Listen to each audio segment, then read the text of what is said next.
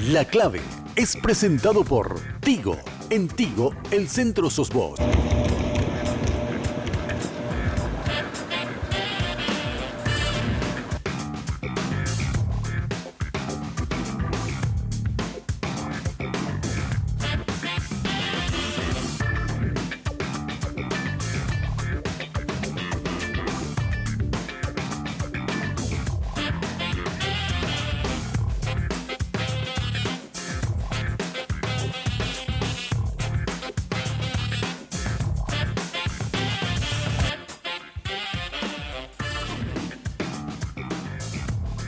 Muy buenas noches. El nuevo ministro de Agricultura, Juan Carlos Baruja, hizo unas denuncias sobre el accionar y el manejo de nada más y nada menos que 50 millones de dólares que vinieron de los fondos soberanos. Manejos dudosos, denunció el nuevo ministro de Agricultura. Estas prácticas nos recuerdan a la forma que fue usado más de 70.000 millones de guaraníes por el ex ministro de Agricultura, el hoy senador Enzo Cardoso. Se rifó la plata, literalmente se rifó la plata. Gente que no tenía nada, de la noche a la mañana pasó a tener bienes que jamás van a poder demostrar. Bueno, lo que el ministro hizo no es igual, pero se parece a eso. Ministro, buenas noches, ¿cómo estás? Muy buenas noches, Germán. Muchas gracias por la invitación. Placer estar contigo. Diego Martínez, buenas noches. Buenas noches. Y pongamos en contexto esta situación. 50 millones de dólares. ¿Qué pasó de esa plata que estuvo administrada durante la gestión de Gattini, anterior ministro en lo que hace a ganadería? Vamos a compartir los detalles en este informe que va a continuación.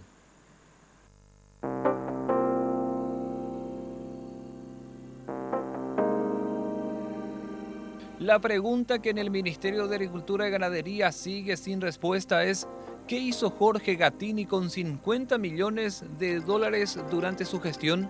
Tras su salida, le iniciaron una auditoría para investigarlo. El proceso continúa. El actual ministro Juan Carlos Baruja fue quien solicitó la intervención para saber qué hizo su antecesor con ese dinero que debía ser destinado a invernaderos de campesinos. El funcionario además había pedido investigar al Crédito Agrícola de Habilitación, que fue la institución que se encargaba de realizar los desembolsos de dinero a los beneficiados. 102 invernaderos que debían ser entregados a los pequeños productores ni siquiera empezaron a ser construidos. Gattini, además, durante su administración fue duramente cuestionado por otros temas sensibles para el campo. Al respecto, ¿qué cambios vinieron a partir de estas intervenciones? Lo sabremos esta noche en una charla con el ministro Juan Carlos Baruja, quien nos acompaña en La Clave. Y este ministerio que es muy sensible, Germán, porque estamos hablando de un alto porcentaje de lo que se produce en la economía es en el campo. Vos estás con el ministro, quien va a dar detalles sobre esta denuncia, esta investigación y esta intervención. Ministro, ¿en qué consiste la denuncia que hiciste? Bueno, Germán, nosotros del primer momento, ¿verdad?, nos adentramos a lo que es la situación dentro del Ministerio de Agricultura. La instrucción del presidente para mi persona fue la de trabajar lo más cerca posible con la gente, con los productores, y que el dinero del Estado llegue realmente donde tiene que llegar, que es al productor.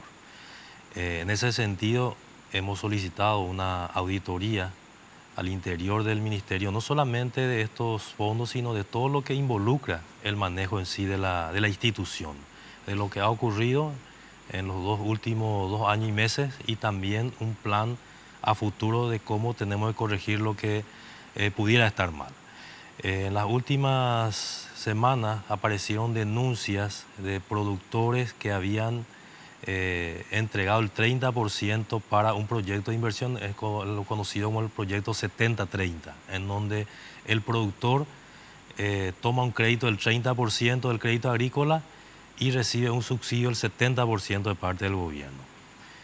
Más de 600 proyectos, aproximadamente 700 proyectos, recibieron el anticipo del 30%, pero de estos casi 700, un poco más de 100 han concluido y se han pagado. El resto de los 500, una parte pequeña culminó, otra parte está en proceso de construcción y hay otro grupo importante que ni siquiera se iniciaron, ¿no?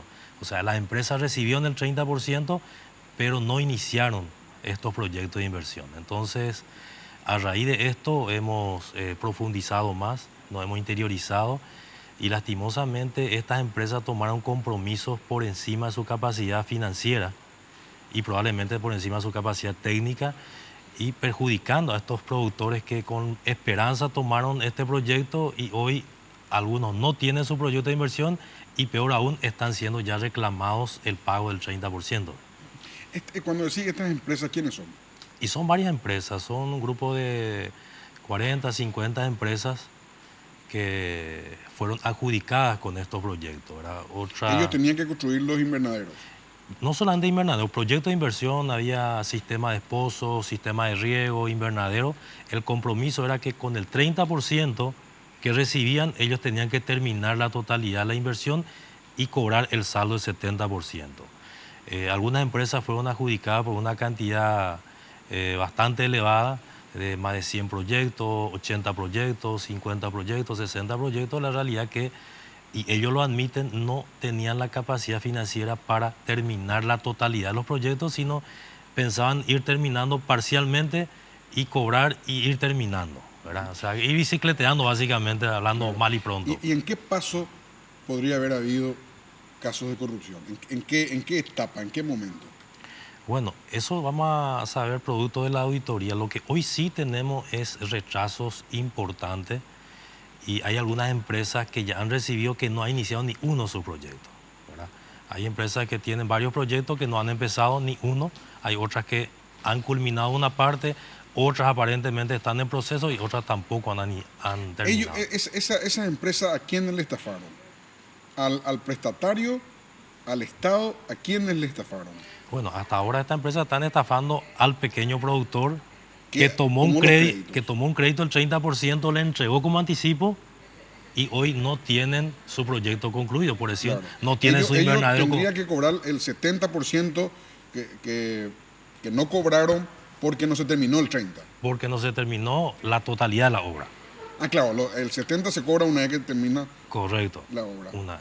Nosotros hemos parado este proyecto por esa razón, Germán. Estamos recibiendo presiones de la empresa que culminaron parte, pero bajo ciertas normativas vamos a ir pagando con el compromiso de que culminen la totalidad. Lo que a nosotros nos preocupa, nos interesa es el pequeño productor, que ese pequeño productor reciba realmente este proyecto de inversión por el cual tomó un crédito del 30% y va a recibir un 70% de subsidio de parte del gobierno. Uh-huh. ¿Cuánta plata ya se usó en ese ministerio, ministro? ¿De los 50 millones? Sí. Bueno, de los 50 millones, Germán, hoy estamos haciendo el seguimiento. Aproximadamente 30 millones fueron al crédito agrícola de habilitación, en donde se dio un crédito a más de 8.000 personas para proyectos de inversión. En cuanto a lo que es el 70-30, es un componente no muy elevado. Estamos hablando de aproximadamente 5 millones de dólares lo que está en ese proyecto. Han recibido casi 8.000 millones de anticipo por estas casi 700 proyectos y hay un saldo remanente de más de 15.000 millones que nosotros tenemos ese dinero, pero no podemos pagar mientras no esté terminado ese proyecto de inversión. Perfecto. ¿Cuál es tu objetivo principal en el Ministerio de Agricultura y Ganadería? Bueno, el objetivo es cumplir la directiva del presidente. El presidente me ha dado la directiva de que esté lo más cerca posible del productor, que le apoyemos como gobierno a que ese productor mejore su calidad de vida, que la plata del ministerio llegue efectivamente al productor y no quede por el camino. ¿Qué plata, por ejemplo? Estos proyectos de inversión, tenemos proyectos de los bonos soberanos, que hay un saldo importante todavía a nuestro favor. Tenemos otros proyectos dentro de la dirección de la DINCAT, que son parte de préstamos internacionales, programas como el PRODER, como el PPI, que son proyectos para mejorar la calidad de vida del pequeño productor. Y sobre los grandes productores, ministro. A los grandes productores, Germán, toda la garantía de que ellos puedan trabajar, reglas claras y el apoyo. La realidad del tema es que nosotros no desconocemos al mediano ni al grande, pero el que realmente necesita la ayuda del gobierno y el que es más sensible a los cambios climáticos, a los precios internacionales, es el pequeño productor. Por eso hoy decimos que es la prioridad nuestra, ¿verdad? ¿Cuántos pequeños productores hay en Paraguay? Aproximadamente 200.000 pequeños productores según nuestro registro. ¿Y cómo les fue en los últimos 10 años, por ejemplo? Bueno, estamos en un momento muy difícil, Germán. Este año es un año muy complicado por las condiciones climáticas adversas que tenemos. El fenómeno del Niño. El fenómeno del Niño. Los precios internacionales tampoco nos favorecen. Hay una caída importante en los precios. Hoy tenemos inconvenientes, por ejemplo, con la mandioca. Tenemos inconvenientes con el sésamo. No obstante a ello, vamos a hacer el máximo esfuerzo para que tengan la menor incidencia en el pequeño productor. La mandioca también se está jugando a perder, se está plantando a perder. Así mismo, la mandioca en un momento dado estaban inclusive pagando 500 guaraníes el precio, una de las fábricas más importantes. Hoy ellos mismos dicen que no pueden pagar más de 160, 170. Estamos viendo la estrategia, que también ya lo hicimos el año pasado en cuanto a, por ejemplo, de alguna manera subsidiar el flete. Le hemos acercado la producción hasta la fábrica, ese pequeño margen o esa ganancia del flete también ha ido al productor, pero es insuficiente, ¿verdad?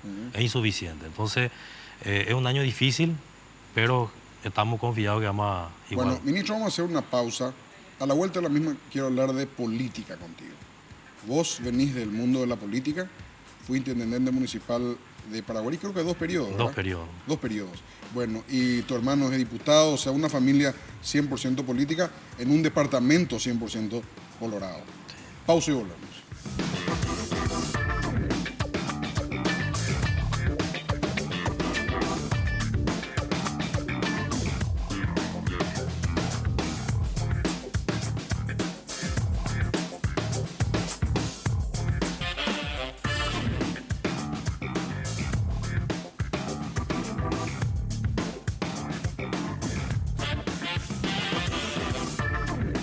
Viví el verano a tu manera, pero que sea increíble. Tigo te trae los combos increíbles para que puedas hablar, navegar y mensajear mucho más. Activa tu combo ingresando a Tigo Shop app o envía la palabra combo al 456. En Tigo, el centro sos vos.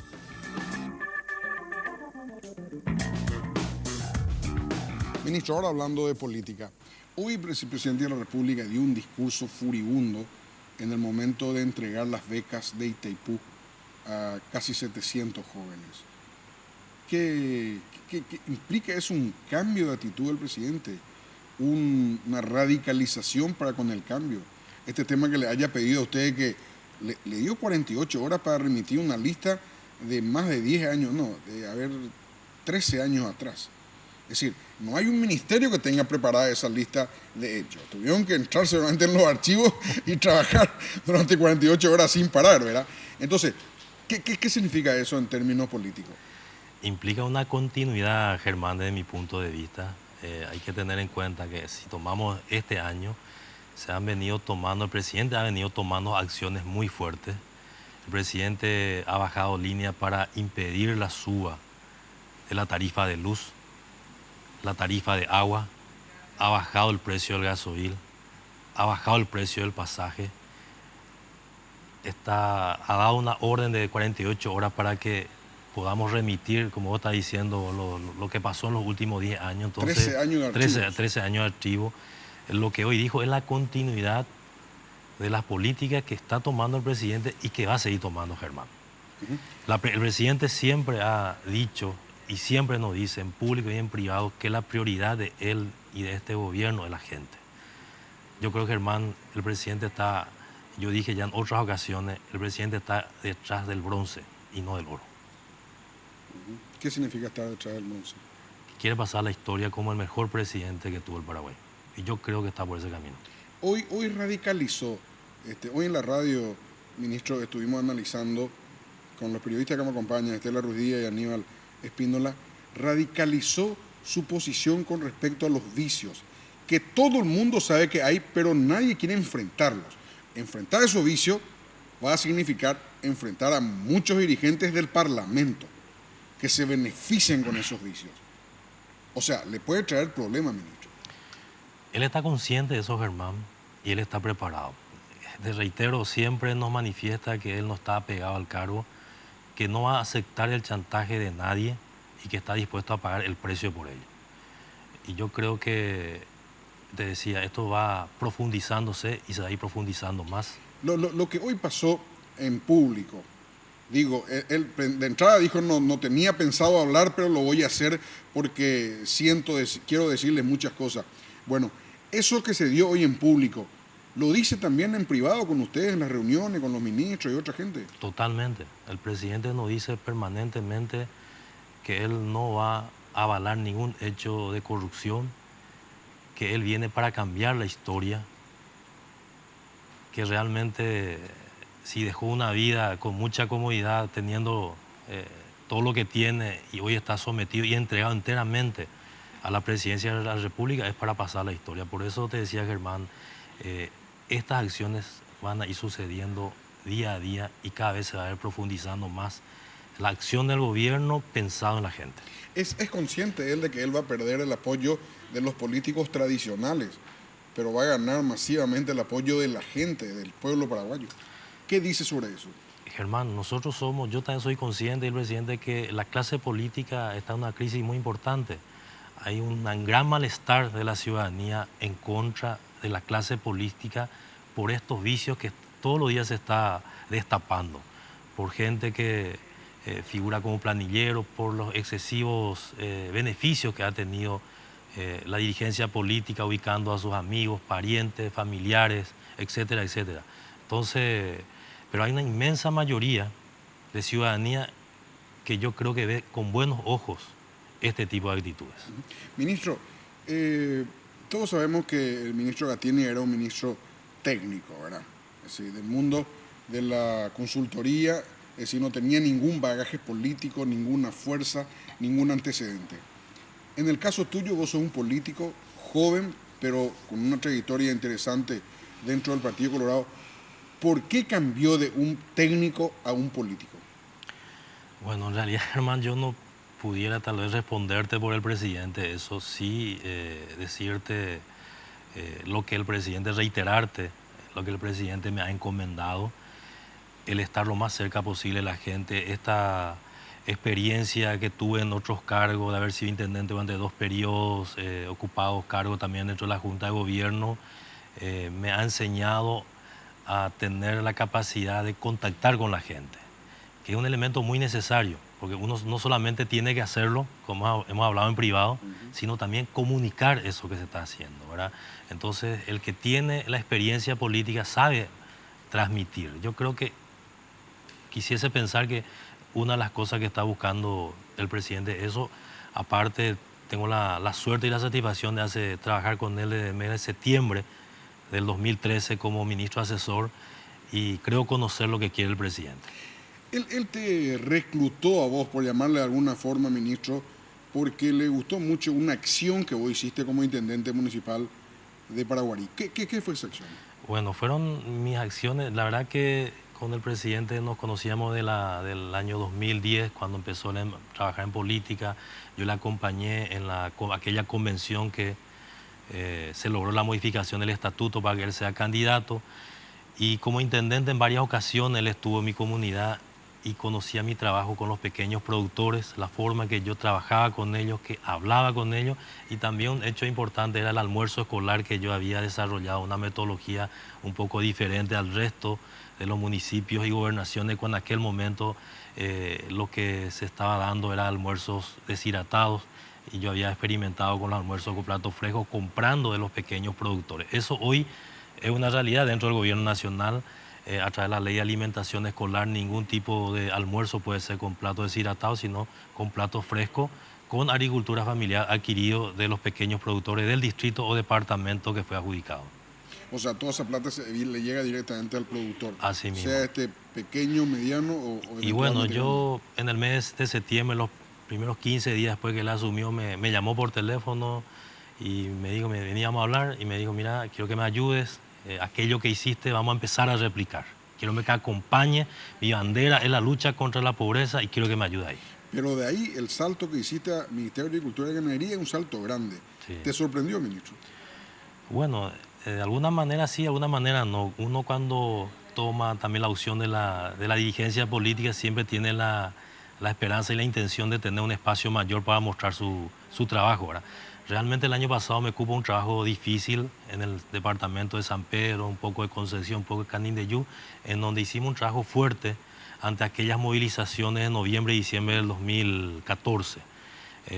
Bueno, yo creo que ese trabajo importante, justamente el día de hoy estuve en San Pedro, reunido de vuelta con productores, con intendentes, reafirmando nuestra voluntad de trabajo y de diálogo del gobierno con los productores.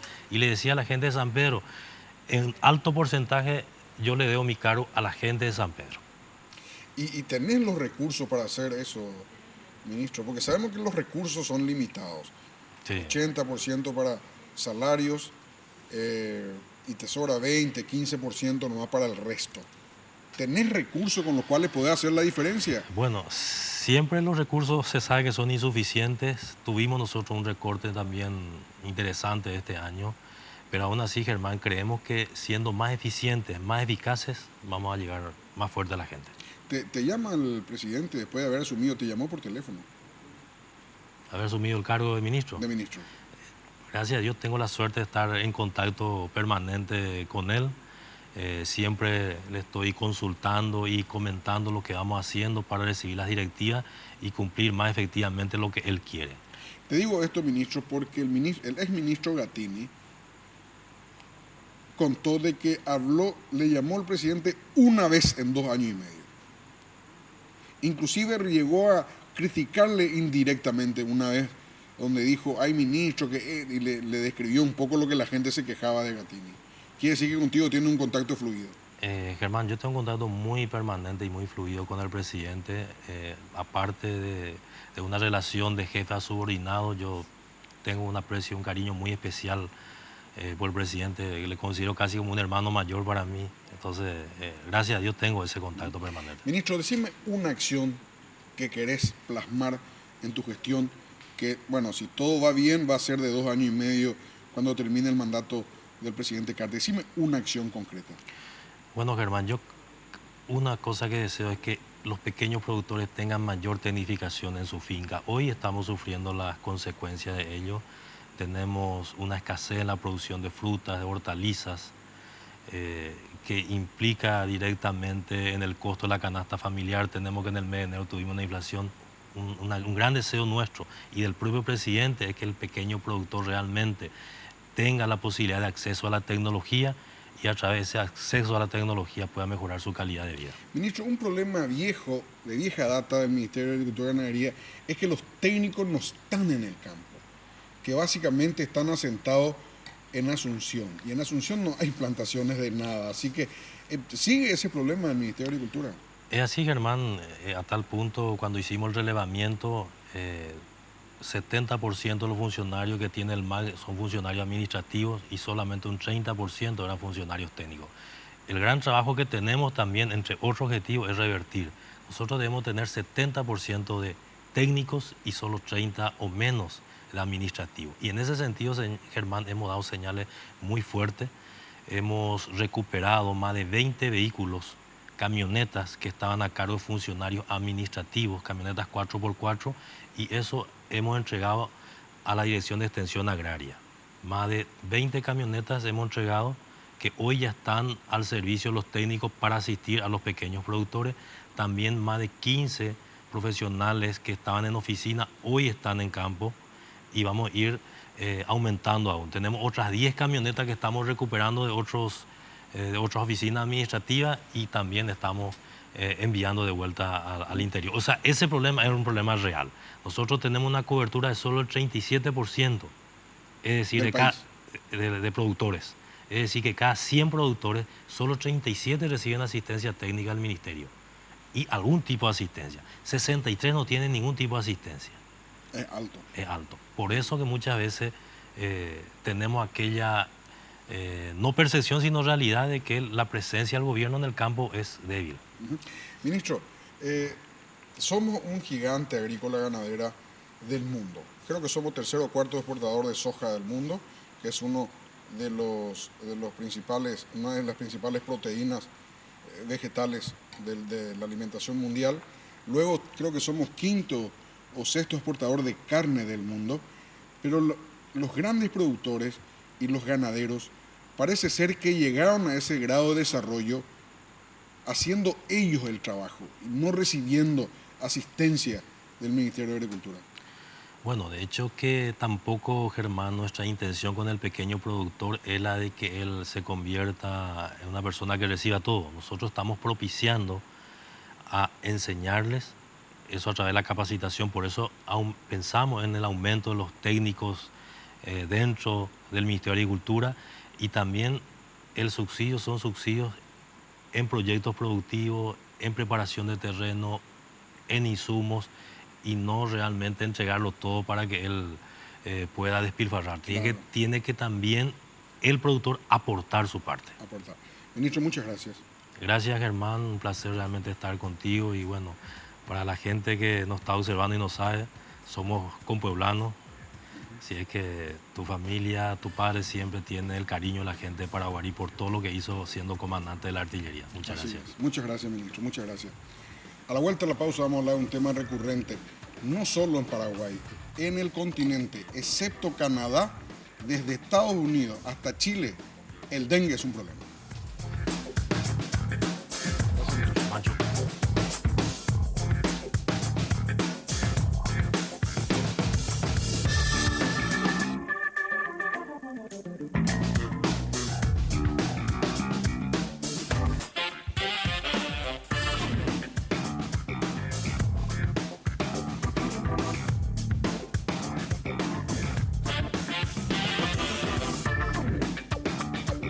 Diego Martínez. El dengue en nuestro país. Tenemos los datos, los últimos informes con relación a este tema, que además tiene derivaciones. Vamos a presentarlos. Hasta hoy, según el Ministerio de Salud Pública, son 3 los fallecidos a causa del dengue. La epidemia de esta enfermedad se extiende a 8 departamentos, además de la capital del país. Un informe de la Dirección de Vigilancia de la Salud señala que esta semana se confirmaron 2 muertos a causa del dengue, lo que eleva a 3 la cifra de fallecidos. En lo que va del año, existen 445 casos confirmados y casi 34.500 sospechosos, casi la mitad de ellos se registran en Central. Además de Asunción, estos son los departamentos que cuentan con la circulación de dengue: Central, Alto Paraná, Amambay, Guairá, Concepción, San Pedro, Paraguarí e Itapúa. Además, se registra un promedio de 643 hospitalizaciones y un promedio de 33 pacientes con síndrome febril por semana. Sobre la chikungunya, se registró un total de 15 casos confirmados de esta enfermedad en el mismo periodo. El Ministerio de Salud finalmente reporta que continúa la misma cifra de confirmados de Zika desde noviembre de 2015, que totalizan 6 en Amambay. Sobre cómo se está preparando Paraguay a causa de estas enfermedades, vamos a conversar con las autoridades del Ministerio de Salud Pública y Bienestar Social. Germán, te quiero mostrar estos datos. Miren las cifras en las placas que ya compartimos con ustedes acerca de esta información, como por ejemplo dengue este año, 445 casos confirmados, 34.500 sospechosos. La mitad de ellos se registra en el departamento central. Tenemos más datos, siempre con fuentes del Ministerio de Salud. Ya compartimos la siguiente placa, como por ejemplo casos de dengue, 643 hospitalizaciones, 33 pacientes con síndrome febril por semana, que es el dato estadístico que se registra este año. En la siguiente placa les mostramos acerca de estos datos que hacen mención a las desvinculaciones que se fueron dando dentro del Ministerio de Salud, que se dio, por ejemplo, al menos no renovó contrato a unas 104 personas a consecuencia de irregularidades cometidas o bajas calificaciones en sus evaluaciones que se dieron en el Ministerio de Salud, y también finalmente no van a cobrar en el Ministerio de Salud, ya que retuvo los salarios a 56 funcionarios quienes se encuentran sumariados ante abandono de cargo o la asistencia irregular, que es lo que ha reportado este ministerio. Perfecto. Estas cifras son todavía bajas con respecto a lo que fueron años anteriores. ¿Te acordás? 2012, 2013, que se da un altísimo número de casos sospechosos, confirmados, fallecidos. Es realmente bajo, pero las autoridades del Ministerio de Salud aquí presentes tendrán más datos al respecto. Bueno, vamos a hablar con el doctor Laula Torres, director de servicios del Ministerio de Salud. ¿Qué tal, doctor? Buenas noches. Sí, buenas noches, Germán, Diego, Melissa, ya un gusto poder compartir con usted y con toda la audiencia. Bueno, la licenciada Melissa Smith es directora general de promoción de la salud. ¿Cómo estás? Muy buenas noches, Germán, también para Diego. Encantada de estar compartiendo esta mesa esta noche. Bueno, doctor, quiero irme directo al juguetea, como se dice, directo a la raíz de la cuestión. Adelante. ¿En qué momento y por qué un dengue se convierte en hemorrágico y puede arrastrar a la muerte a un infectado? Bueno, realmente, Germán, nosotros más bien hablamos de un dengue grave hoy por hoy, en función a un cambio en la nomenclatura. Es importante hablar que en los primeros días se genera un cuadro febril, un decaimiento, se puede generar también un dolor corporal, a partir de lo cual se genera una fase de mejoría posterior a la cual puede presentarse, como le solemos decirle nosotros, una fase crítica. ¿Cuáles son las características de esa fase crítica a la cual nosotros tenemos que estar atentos, Germán? Que es justamente la posibilidad de que se presenten sangrados. Puede ser una epistaxis, un sangrado en la nariz, sangrado en las encías o otras partes del cuerpo. Pueden darse síntomas como náuseas, vómitos, dolores abdominales, una postración excesiva, Germán, que son signos de alarma de esa fase crítica que nos indican que inmediatamente tenemos que acudir al centro asistencial más cercano. Independientemente al hecho, Germán, de que cuando nosotros tenemos un cuadro febril, no tenemos que automedicarnos, tenemos que acudir a una consulta con un médico, porque está demostrado que cuando el paciente se automedica, se retarda esa consulta y las acciones que pueden realizarse a favor de la salud del paciente, Germán. La utilización de los mosquiteros también es algo que estamos viendo poco en base a la necesidad real. Un mosquitero, un paciente con dengue que reposa con mosquitero, es un paciente con dengue que no va a contagiar a los familiares, que no va a contagiar a los compañeros y que no va a ser un foco de propagación de esa enfermedad. O sea, el mosquito, doctor, se nutre del dengue de un infectado. Exactamente. No es que él tiene el dengue. Exactamente, Germán.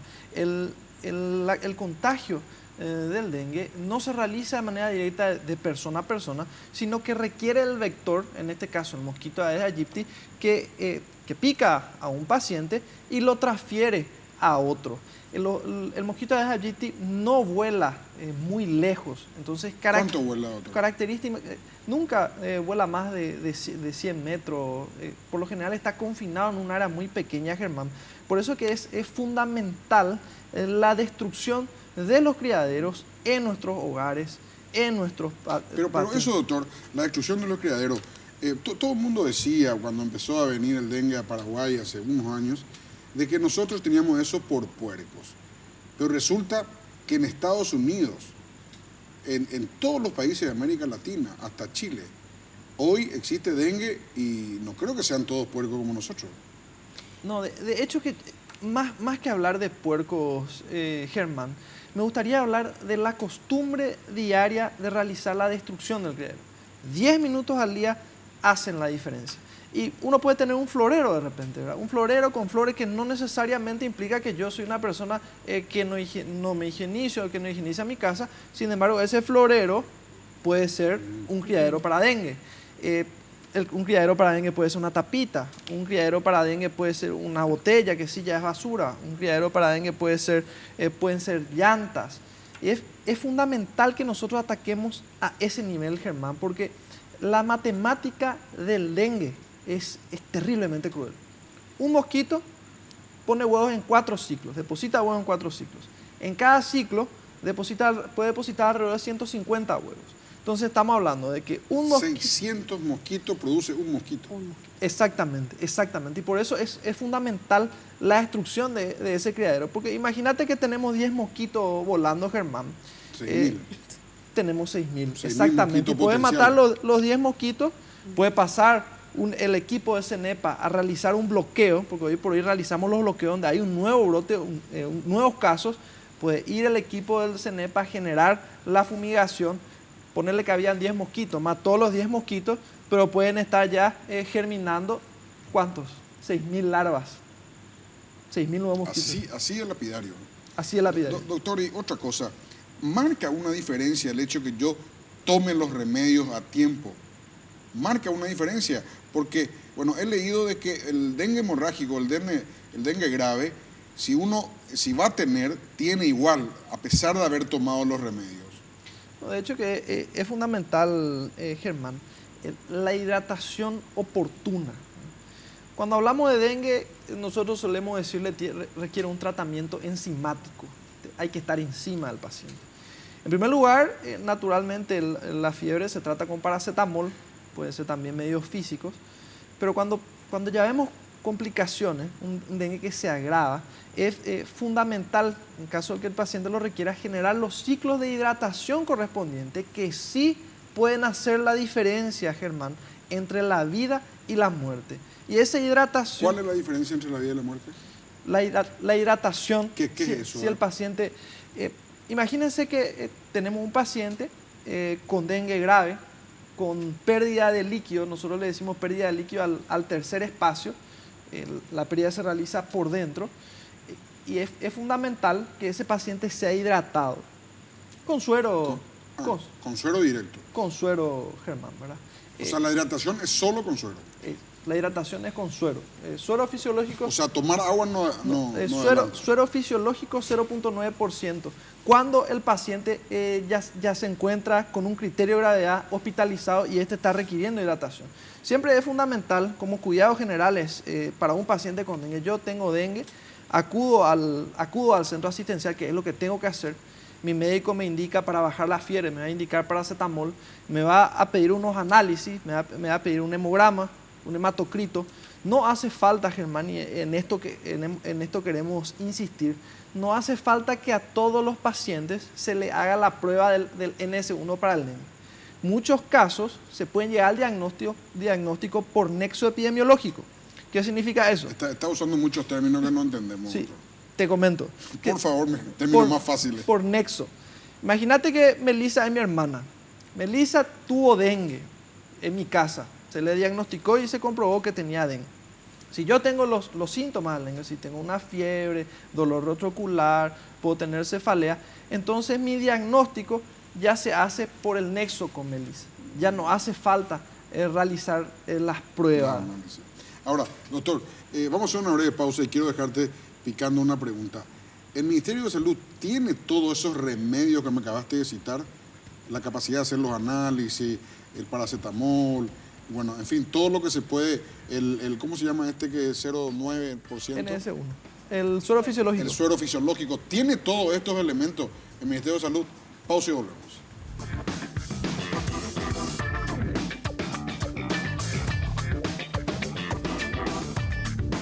Mientras más disfrutás de tu verano, más querés compartirlo. Habla, navegá y mensajea mucho más con los combos increíbles de Tigo. Actívalo ingresando a Tigo Shop app o envía la palabra combo al 456. En Tigo, el centro sos vos.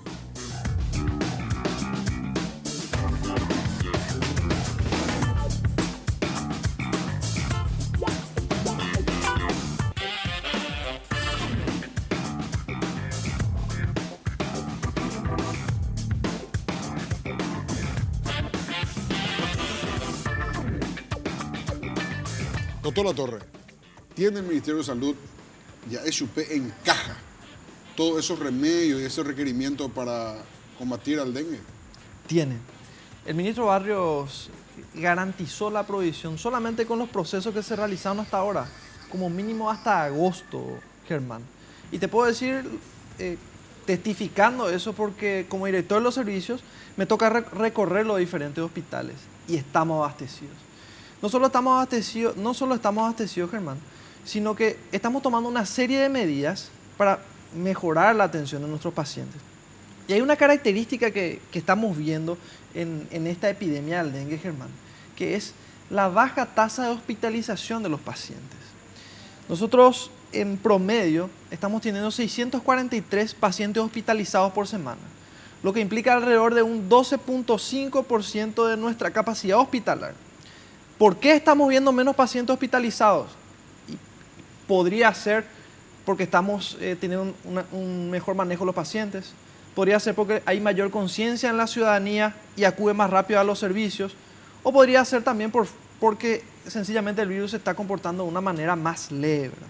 Ahora, donde sí vemos un aumento muy importante, Germán, es en las consultas de pacientes con cuadros febriles, en los consultorios externos y en las urgencias. ¿Qué hizo el ministro Barrios para lidiar con esa situación? Una de las medidas que tomó es aumentar o prolongar el horario en que funcionan los consultorios, como una estrategia para descomprimir la urgencia. Y para citarte algunos datos que le puede servir a la ciudadanía, Germán, el Hospital Nacional de Itagua está funcionando con consultorio febril las 24 horas. El Hospital de Luque, 3 veces por semana, tiene consultorio abierto hasta las 2 de la mañana y 3 veces por semana hasta las 12. Desde las 7 de la mañana. Hasta las 2. Hasta las 2 de la mañana. El Hospital de Barrio Obrero, consultorio abierto hasta las 12 de la noche. Consultorio febriles. Los Maputá hasta las 10 de la noche. Capiatá, 10 de la noche. Instituto de Medicina Tropical, lunes y jueves, 11 de la noche. El resto de los días hasta las 9 de la noche. Calle I de San Lorenzo, 9 de la noche. Villa Lisa, 9 de la noche. Ñembú, 9 de la noche. Eso es solo ahora por el dengue, ¿verdad? Es contingencia, justamente por el dengue, Germán. Porque ¿qué vimos nosotros? De que nos estábamos abarrotando la urgencia. Con la urgencia todos estos hospitales tenían las 24 horas. ¿Qué hizo el ministro Barrios? Prolongó el horario de consultorio, entonces hace que los pacientes descomprimieron, que se atiendan más rápidamente. Bueno, Melissa, ¿y qué está haciendo el ministerio para promocionar esto? Como vos sos directora de promoción de salud. Bueno, nosotros desde el Ministerio de Salud, justamente por indicaciones del ministro Barrios, estamos trabajando en diferentes estrategias. Una de ellas es la estrategia Escuelas Libres de Vectores, que estamos trabajando en conjunto con el Ministerio de Educación, donde estamos bajando las líneas de trabajo, que es un trabajo sostenido que ya lo venimos realizando desde años anteriores. Estamos trabajando en todo lo que son empresas turísticas libres de vectores, más aún empresas turísticas, todas las empresas de turismo, ya sean hoteles, ya sean restaurantes, que se encuentran, por ejemplo, estamos trabajando en Itapúa, en Pedro Juan Caballero, en Alto Paraná, en Misiones. ¿Qué significa ese trabajo? ¿Ustedes se van y fiscalizan? Vamos y hacemos un trabajo de presentación, o sea, vamos y hacemos una concienciación. Los dueños, porque es un trabajo voluntario, acá apelamos a la voluntad de la gente, donde vamos y le enseñamos cuáles son los criaderos y cuál es la manera que ellos tienen de hacer el trabajo que todos los ciudadanos tenemos que hacer, que es la eliminación de criaderos en el entorno inmediato que le toca trabajar, en este caso las empresas turísticas, ¿verdad? Entonces son los hoteles donde van, se hacen una fiscalización, se hace una enseña, un trabajo con la persona encargada y se deja la capacidad instalada. Germán, ¿hace cuánto que no haces la revisión de cuántos criaderos tenés en tu casa? Yo hago todo el día porque soy una persona con una capacidad muy delicada de enfermarme del dengue, así que yo hago cada rato. Todos los días. Todos los días. Pero no es... Y a veces 2 veces por día. Pero es mi caso especial, ¿verdad? Sí, pero no es lo habitual dentro del ciudadano común. No. Nosotros hemos hecho un estudio justamente el año pasado, donde estuvimos midiendo qué es lo que la gente sabe con relación al dengue y al chikungunya en ese momento. La gente sabe lo que tiene que hacer, pero no lo hace. Entonces estábamos viendo las estrategias de trabajar para poder lograr ese cambio de conducta en la persona, porque el dengue es responsabilidad de todos. Y la gente acepta, recibe con beneplácito. La gente te dice, sí sé lo que tengo que hacer. Y al momento cuando le preguntas, ¿y qué haces dentro de tu casa? Y ahí te dicen, nada. Entonces, lo que estamos tratando de hacer nosotros desde la Dirección de Promoción es trabajar esos factores determinantes y lograr ese cambio de conducta en la ciudadanía. ¿Tienes funcionarios a tu cargo, Melissa? Sí, tenemos funcionarios que están trabajando. Por eso estamos estableciendo estrategias, escuelas, centros laborales, instituciones públicas, instituciones privadas, familias. Son los entornos que vamos atacando para que todos los ciudadanos tengan que hacer el trabajo que le corresponde, que es la eliminación de criaderos, porque acá no hay secretos, no hay vacunas. Si no hacemos la tarea de eliminar los criaderos, no vamos a tener resultados. Y no es responsabilidad exclusiva ni del municipio ni del ministerio, sino es una responsabilidad colectiva. Colectiva personal. Porque Uno de los factores determinantes que nosotros observamos en las grandes movilizaciones que hacemos es el trabajo de eliminación de los desechos domiciliarios. Eso es otro de los problemas que vamos observando. Entonces, vamos trabajando coordinadamente también con los municipios para ir logrando una solución y ir trabajando en ver cómo podemos nosotros ir, cada uno desde el lugar que los toque, ir trabajando en lo que es la eliminación de los criaderos y así evitar tener los mosquitos que tenemos. Hay dos datos muy importantes sí. que te quiero mencionar. Tenemos que irnos a las torres, por favor, así que breve. Sí. Declaración de alerta de la Organización Mundial de la Salud por Zika.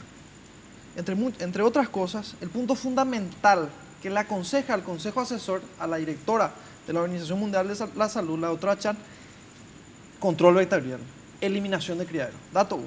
Dato 2, movilización que se hizo en Ciudad del Este, encabezado por el ministro Barrios, intendente Sandra MacLeod. Alto Paraná, de los 16.000 casos que hubieron en el 2015, 8.000 fueron en Alto Paraná, la mitad de los casos. Del 100% de las casas visitadas, 92%, eso es más de 9 de cada 10 casas, tenían criadero para mosquitos, en el lugar donde estuvieron el 50% de los casos. Bueno, doctora Torres, muchas gracias. Muchas gracias, Melissa. Yo me quedo con lo de un mosquito, 600 mosquitos.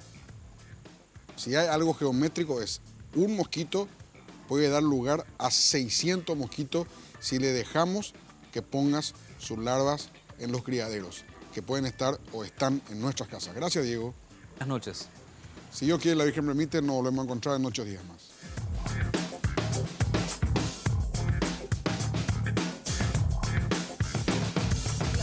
Fue presentado por Tigo, el centro sos vos.